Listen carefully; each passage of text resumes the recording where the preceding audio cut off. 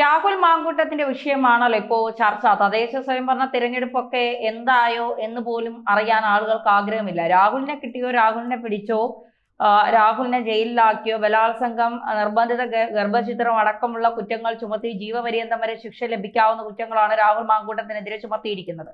അതുകൊണ്ട് തന്നെ രാഹുൽ മാങ്കൂട്ടം അകത്താകുമോ, അകത്തായാൽ അറസ്റ്റ് ചെയ്ത് കോടതിയിലേക്ക് കൊണ്ടുപോകുന്ന, അല്ലെങ്കിൽ പോലീസ് സ്റ്റേഷനിലേക്ക് കൊണ്ടുപോകുന്നത്, റിമാൻഡ് വരുന്നത്, അല്ലെങ്കിൽ കസ്റ്റഡി കിട്ടുന്നത്, ഇതൊക്കെ വലിയ ആഘോഷമാക്കാൻ പലരും നിൽക്കുന്നുണ്ട്. അപ്പോ രാഹുൽ മാങ്കൂട്ടം മുഴുവനായി കേരളത്തിലെ ചാനലുകളിൽ മുഴുവൻ ഇങ്ങനെ നിറഞ്ഞു നിൽക്കുകയാണ്. ജനങ്ങൾ പറയുന്നത്, നിങ്ങൾ ശബരിമലയെ കുറിച്ച് സംസാരിക്കൂ, തദ്ദേശ സ്വയംഭരണ തെരഞ്ഞെടുപ്പിനെ കുറിച്ച് സംസാരിക്കൂ, വികസനങ്ങളെ കുറിച്ച് സംസാരിക്കൂ, ഈ കാമകേളി കഥകൾ ഞങ്ങൾക്ക് കേൾക്കാൻ വയ്യ എന്ന് ജനങ്ങൾ പറയുന്നുണ്ട്. പക്ഷെ എന്ത് ചെയ്യാം, പറയാതിരിക്കാൻ കഴിയില്ല. ചില സത്യങ്ങൾ തുറന്നു പറഞ്ഞല്ലേ മതിയാകും. അതുകൊണ്ട് പറയാതിരിക്കാൻ കഴിയില്ല. അതുകൊണ്ടാണ് പറയുന്നത്.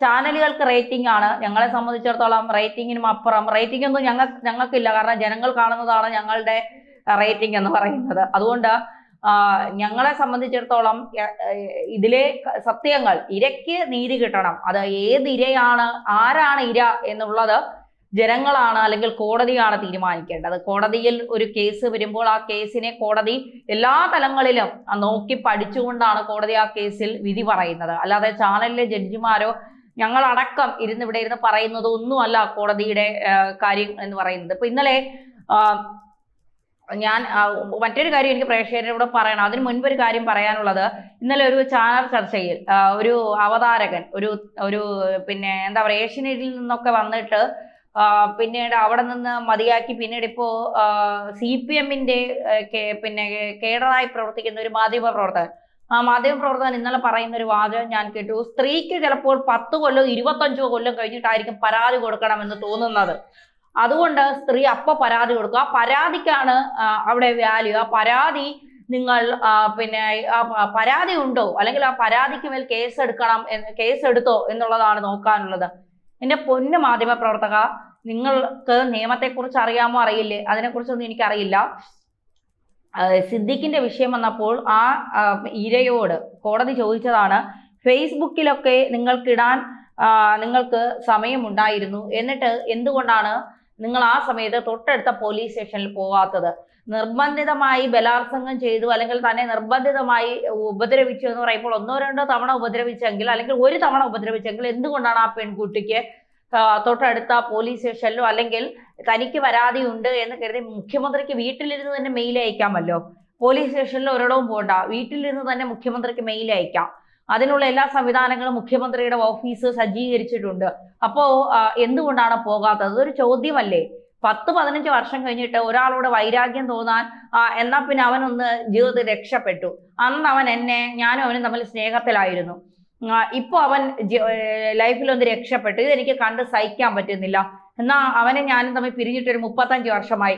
35 വർഷം കഴിഞ്ഞപ്പോഴാണ് എനിക്ക് മനസ്സിലായത്, അന്ന് ഞാനും അവനും തമ്മിൽ ഉഭയകക്ഷി സമ്മതപ്രകാരമുള്ള പിന്നെ ലൈംഗിക ബന്ധമായിരുന്നില്ല, അന്ന് അവൻ എന്നെ ബലാത്സംഗം ചെയ്തതാണ്. അതായത് 35 വർഷം കഴിഞ്ഞിട്ട് തോന്നിയതാണ്. അതുകൊണ്ട് അവനെതിരെ ഒരു പരാതി കൊടുക്കാം. ഇതെവിടെയാണ് നിലനിൽക്കുന്നത്? അല്പമെങ്കിലും കോമൺ സെൻസോട് കൂടി താങ്കൾ സംസാരിക്കണം എന്നാണ് എനിക്ക് പറയാനുള്ളത്. എന്നാൽ അതവിടെ നിൽക്കട്ടെ. ഞാൻ ഇന്നലെ ഒരു എന്താ പറയുക, ഈ പരാതിക്കാരി എന്ന് പറയുന്ന ആളുടെ ഭർത്താവുമായി സംസാരിച്ച കാര്യങ്ങളൊന്നും ഞാൻ റെക്കോർഡ് ചെയ്തിട്ടില്ല. ഞാനതൊരു ന്യൂസ് വാല്യൂ ആക്കാനും തീരുമാനിച്ചിട്ടില്ല. അതുകൊണ്ട് തന്നെ ഞാനത് റെക്കോർഡ് ചെയ്യാനോ സംസാരിക്കാനോ അല്ലെങ്കിൽ ഈ വിഷയത്തെക്കുറിച്ച് കൂടുതൽ കാര്യങ്ങൾ സംസാരിക്കാനോ ഞാൻ ആ വ്യക്തിയോട് നിന്നില്ല എന്നുള്ളതാണ് യാഥാർത്ഥ്യം. പക്ഷേ ആ വ്യക്തിയോട് എനിക്ക് തോന്നുന്നു ഒരു സെക്കൻഡുകൾക്കുള്ളിലുള്ള ഒരു സംസാരമായിരുന്നു ഞാൻ നടത്തിയത്. ആ സംസാരത്തിൽ എനിക്ക് മനസ്സിലായത്, അയാൾക്കെതിരെ ഒരുപാട്, ഇപ്പൊ നമ്മൾ തന്നെ വാർത്ത ചെയ്യുമ്പോൾ അതിന്റെ താഴെ വന്നിട്ട് കഴിവ് കെട്ടവൻ, നാണം കെട്ടവൻ, ഭാര്യയെ കൂട്ടിക്കൊടുത്തവൻ, ഇവന് കഴിവില്ലാത്തത് കൊണ്ടാണ് ഇവൾ മറ്റൊരുത്തന്റെ കൂടെ പോയത് എന്നൊക്കെ പറഞ്ഞുകൊണ്ട് ആ ചെറുപ്പക്കാരനെ നഖശിഖാന്തം ആക്രമിക്കുന്ന ഒരുപാട് പേരെ ഞാൻ കണ്ടു. ഭാര്യയും ഭർത്താവും തമ്മിൽ ഒരുപാട് പ്രശ്നങ്ങളുണ്ടാവും. അത് സഹിക്കാൻ കഴിഞ്ഞില്ല എങ്കിൽ ആ ബന്ധത്തിൽ നിന്ന് വിട്ടുപോവുക, പരാതി കൊടുക്കുക, ഡിവോഴ്സ് വാങ്ങുക, പോവുക. എന്താണ്, അയാൾ നമ്മളെ ഉപദ്രവിച്ചിട്ടുണ്ടെങ്കിൽ തീർച്ചയായിട്ടും നിയമം അതിൽ ഇടപെടും, അയാൾക്കുള്ള ശിക്ഷ നൽകും. പക്ഷേ ഒരു ചെറുപ്പക്കാരൻ അനുഭവിക്കുന്ന മാനസികമായ ഒരു ഡ്രോമ ഇതാരും കാണുന്നില്ലേ? ഈ ചെറുപ്പക്കാരൻ അനുഭവിക്കുന്ന വേദന, അയാൾ ചെയ്ത തെറ്റെന്താണെന്ന് ഇപ്പോഴും അയാൾക്ക് മനസ്സിലാകുന്നില്ല എന്നുള്ളതാണ്.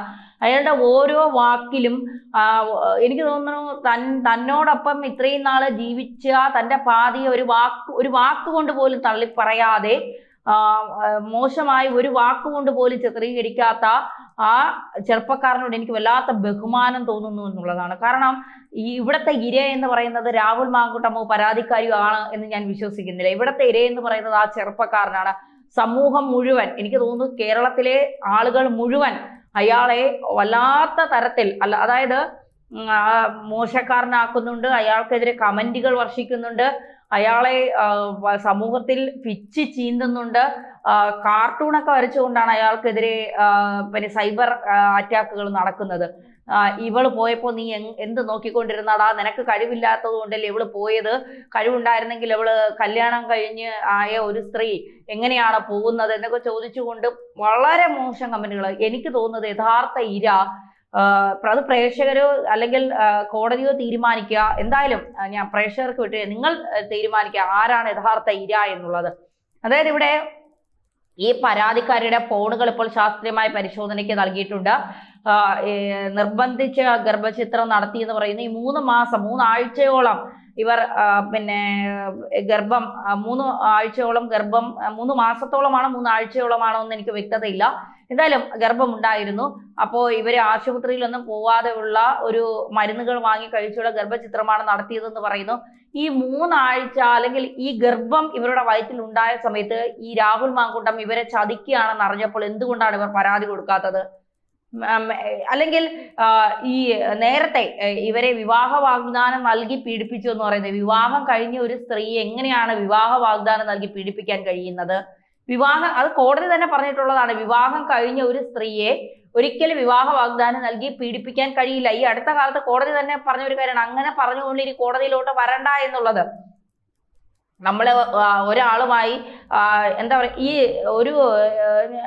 ഈ വിവരവും വിദ്യാഭ്യാസവും ഇല്ലാത്ത ആളുകൾക്ക് പോലും മനസ്സിലാക്കാൻ കഴിയും ഒരു പുരുഷൻ സമീപിക്കുമ്പോൾ, പ്രത്യേകിച്ച് രാഷ്ട്രീയത്തിൽ നിൽക്കുന്ന അല്ലെങ്കിൽ സിനിമയിൽ നിൽക്കുന്ന അല്ലെങ്കിൽ മാധ്യമ പ്രവർത്തനത്തിൽ നിൽക്കുന്ന അല്ലെങ്കിൽ ഏത് മേഖലയിൽ നിൽക്കുന്ന ഒരു സ്ത്രീ ആണെങ്കിലും പുരുഷനാണെങ്കിലും നമ്മളോട് പെരുമാറുന്നത് എങ്ങനെയാണ് എന്ന് മനസ്സിലാക്കാൻ സാധിക്കും. അതായത് ഇപ്പോ സെയിം ഒരു കാര്യം എനിക്കറിയാവുന്ന ഒരാളുടെ കാര്യം ഞാൻ പറയാം. ഭർത്താവ് കൂടെയുണ്ട്, 2 പെൺമക്കളുടെ അമ്മയാണ് ഈ സ്ത്രീ. ഭർത്താവുമായി ഭയങ്കരമായ സ്നേഹബന്ധത്തിലാണ്, പിന്നെ അകന്നു പോയിട്ടൊന്നുമില്ല. പക്ഷെ ഈ ഭർത്താവ് കൂടെയുള്ളപ്പോൾ, അതായത് ഈ ഭർത്താവിനോടൊപ്പം രാത്രി ഭർത്താവിനോടൊപ്പം കഴിഞ്ഞിട്ട് പിന്നെ രാവിലെ കാമുകനോടൊപ്പം മറ്റ് ഹോട്ടൽ റൂമുകളിൽ പോയി ബന്ധം സ്ഥാപിക്കുന്ന സ്ത്രീയെ എനിക്കറിയാം. ഇന്നും ആ സ്ത്രീ പിന്നെ ഇത് മുതൽ ഇതുവരെ കുങ്കുമമൊക്കെ ഇട്ട് താലിയൊക്കെ പുറത്തിട്ട് കുലസ്ത്രീയായി ജീവിക്കുന്ന ഒരു സ്ത്രീയാണ്. സമൂഹത്തിൽ ഇപ്പോഴും മാന്യതയുടെ മുഖംമൂടി അണിഞ്ഞു നിൽക്കുന്ന ഒരു സ്ത്രീയാണ് അവര്. ഞാൻ പലപ്പോഴും വിചാരിക്കാറുണ്ട് ഈ മുഖംമൂടിയൊക്കെ ഒന്ന് വലിച്ചു കീറണ്ടേ എന്ന് പക്ഷെ ഞാൻ വിചാരിക്കാം അത് അവരുടെ കഴിവാണത്. ഭർത്താവിനെയും ഒരേ സമയം കൊണ്ടുപോകാൻ, കാമുകനെയും ഒരേ സമയം കൊണ്ടുപോകാൻ. ഈ കാമുകനും കല്യാണം കഴിഞ്ഞൊരു ഭാര്യ ഉള്ളതാണ്. ഇയാളുടെ ഭാര്യയ്ക്ക് അറിയില്ല ഇയാള് ഇങ്ങനെയാണ് പോകുന്നതെന്ന്. പക്ഷെ പിന്നീട് അവർ അറിഞ്ഞിട്ടും അവർക്കൊന്നും ചെയ്യാൻ കഴിയാത്ത ഒരു അവസ്ഥയാണ്. അപ്പോ ഇത്തരത്തിലുള്ള സ്ത്രീകൾ നമുക്കിടയിലുണ്ട്. ഈ സ്ത്രീ ഒരു 10 കൊല്ലം കഴിഞ്ഞിട്ട് വന്ന് പറയുകയാണ്, അന്ന് ഞാൻ എൻ്റെ ഭർത്താവുമായി മാനസികമായി കുറച്ച് ബുദ്ധിമുട്ടിലായിരുന്നു, അപ്പോ എന്നെ ആശ്വസിപ്പിക്കാൻ വന്നതാണ് ഈ പുരുഷൻ, അതുകൊണ്ട് അന്ന് ഈ പുരുഷൻ എന്നെ വിവാഹം കഴിക്കാൻ, എന്നെ ചേർത്ത് പിടിക്കാം എന്ന് പറഞ്ഞതുകൊണ്ട് ഞാൻ ഈ പുരുഷൻ ബലാത്സംഗം ചെയ്യാൻ വിളിച്ചപ്പോൾ ഞാൻ പോയി, അല്ലെങ്കിൽ നിന്നിലൊരു കുഞ്ഞു വേണമെന്ന് പറഞ്ഞപ്പോൾ ഞാനങ്ങ് പോയി. ഇതൊക്കെ പറഞ്ഞാൽ നിലനിൽക്കുന്ന കാര്യങ്ങളാണോ? ഈ പരാതിക്കാരി മാനസികമായി ട്രോമ അനുഭവിച്ചിട്ടുണ്ടാകാം, ഇല്ല എന്ന് പറയുന്നില്ല. അവർ വിശ്വസിച്ചിട്ടുണ്ടാകാം, ഇല്ല എന്ന് പറയുന്നില്ല. അവരെ വിശ്വസിപ്പിക്കുന്ന തരത്തിലുള്ള മെസ്സേജുകൾ, സാമീപ്യങ്ങളൊക്കെ ഉണ്ടായിട്ടുണ്ടാകാം, അതൊന്നുമില്ല എന്ന് പറയുന്നില്ല. ഒരു കാര്യം മാത്രമേ ചോദിക്കാനുള്ളൂ, ഈ ബന്ധം നിങ്ങൾ ഭർത്താവുമായി ജീവിച്ചിരിക്കുമ്പോൾ അല്ലെങ്കിൽ ഭർത്താവുമായി ജീവിക്കുമ്പോൾ തന്നെ ഈ ബന്ധം നിങ്ങൾ കൊണ്ടുപോകുമ്പോൾ നിങ്ങൾക്ക് ഒരു ഘട്ടത്തിലും മനസ്സിലായിട്ടില്ല ഈ രാഹുൽ മാങ്കൂട്ടം എന്ന് പറയുന്ന വ്യക്തി നിങ്ങളെ പിന്നെ വിവാഹം കഴിക്കില്ല, അല്ലെങ്കിൽ പിന്നെ നിങ്ങളുമായി ഈ ബന്ധം സ്ഥാപിക്കുന്നത് ഈ പിന്നെ എന്താ പറയുക, നിങ്ങളെ ചതിക്കുക എന്നുള്ളതല്ല. കാരണം ചതിക്കുക എന്ന് പറഞ്ഞാൽ നിങ്ങളും ചതിച്ചതാണ്. ഒരു പാവം ഒരു ഭർത്താവിനെ ചതിച്ച ഒരു സ്ത്രീ കൂടിയാണ് നിങ്ങൾ. അതുകൊണ്ട് അതിനെ ചതി എന്നൊന്നും പറയുന്നില്ല. പക്ഷേ ഇയാൾ ഇങ്ങനെയുള്ള ഒരാളാണ് എന്ന് ഇതുവരെ നിങ്ങൾക്ക് മനസ്സിലായില്ല. മനസ്സിലായ സമയത്ത് നിങ്ങൾ എന്തുകൊണ്ട് പരാതി നൽകിയില്ല? ഈ ചാനലുകളിലൊക്കെ വോയിസും അതും ഇതും എല്ലാം വന്നതിന് ശേഷം മറ്റുള്ളവരുടെ പ്രേരണയാൽ നിങ്ങൾ പരാതി നൽകിയതിന്റെ ഒരു അടിസ്ഥാനം എനിക്ക് മനസ്സിലാകുന്നില്ല. എന്തായാലും കോടതിയിൽ ഇരിക്കുന്ന വിഷയമായിട്ട് നമുക്ക് ഇതിനെക്കുറിച്ച് ഒന്നും പറയാൻ കഴിയില്ല. പല കാര്യങ്ങളും പറയണമെന്നുണ്ട്. പക്ഷേ കോടതിയിൽ ഇരിക്കുന്ന ഒരു കേസാണ്. കോടതി എന്താണ് പറയുന്നത് അതാണ് ശരി. എന്നാലും കോടതി എല്ലാ കാര്യങ്ങളും, എല്ലാ വസ്തുതകളും, കാരണം യഥാർത്ഥ അതിജീവിതമാർ ഇപ്പോഴും നീതി കിട്ടാതെ നടക്കുന്നുണ്ട്. ആ അതിജീവിതമാർക്ക് നീതി കിട്ടണം. അതുകൊണ്ട് എന്തെങ്കിലുമൊക്കെ താല്പര്യങ്ങളോടെ വരുന്ന അതിജീവിതമാരെ ഒരിക്കലും അംഗീകരിക്കാൻ കഴിയില്ല. അത് വാസ്തവമാണ്. അത് ഇനി അംഗീകരിക്കുകയുമില്ല. രാഹുൽ മാങ്കൂട്ടം എന്താ പറയുക, ഈ സ്ത്രീയുമായി ഈ സ്ത്രീക്ക് വിവാഹ വാഗ്ദാനം ഒന്നും ഞാൻ പറയില്ല. കാരണം അങ്ങനെയൊന്നും നൽകാൻ കഴിയില്ല. കല്യാണം കഴിഞ്ഞ ഒരു സ്ത്രീക്ക് എങ്ങനെയാണ് വിവാഹ വാഗ്ദാനം നൽകാൻ കഴിയുക എന്നൊന്നും ചോദിച്ചാൽ എനിക്കറിയില്ല. എന്തായാലും അവർ അനുഭവിച്ച ഡ്രോമ അത് രാഹുൽ മാങ്കൂട്ടം കാരണമാണെങ്കിൽ തീർച്ചയായിട്ടും അയാളും ഇപ്പോ ആ സ്ഥിതിയിലൂടെ കടന്നു പോവുകയാണ് എന്നുള്ളത് മാത്രം. ബാക്കി ഇതിൽ എന്തൊക്കെ കാര്യങ്ങളുണ്ട് അതെല്ലാം കോടതി തീരുമാനിക്കേണ്ടതാണ്. എന്തായാലും നാളെ തിങ്കളാഴ്ചയാണ്. നാളെ കോടതി പരിഗണിക്കുമായിരിക്കാം.